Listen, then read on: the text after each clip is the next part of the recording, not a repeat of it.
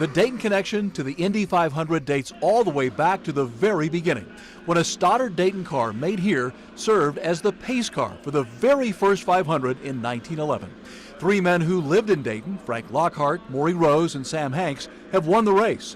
And Dayton Salt Walther nearly died trying, surviving this spectacular first lap crash in 1973. And 23 years later, a car owned by Chaminade grad Ron Himmelgarn went to victory lane with driver Buddy Lazier. And this Sunday, when the field of 33 takes the green flag for the 101st Indy 500, the Dayton area will be well represented once again. Alexander Rossi in car 98 is the defending champion after his stunning victory as a rookie last year.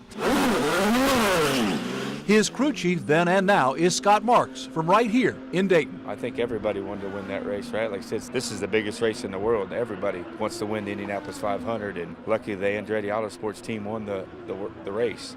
So hopefully we can have a back-to-back Indy 500 win with one of the Andretti cars. Scott Marks goes by the nickname Skid, and he sees plenty of skid marks up close, serving as rear tire changer during pit stops.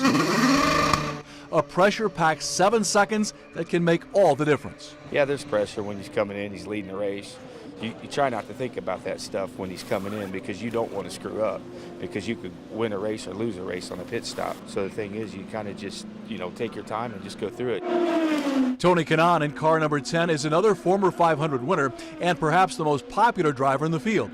And his crew chief is another Miami Valley native, Mark Sampson from New Lebanon. For me, growing up, my dad worked at General Motors. My brothers were big gearheads.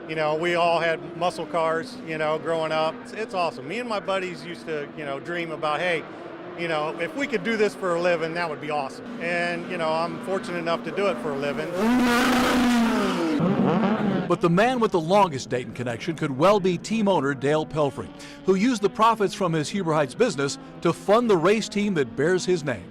Huber Heights has been good for us. We started NJX Aerospace there in '76, so it's been around for a while, and it's still in Huber Heights, in fact. And I sold it 6 years ago, but it had a lot of years of good success. Pelfrey entered several cars in the 500 back in the late 90s, and this year he's a sponsor on Jack Harvey's car number 50.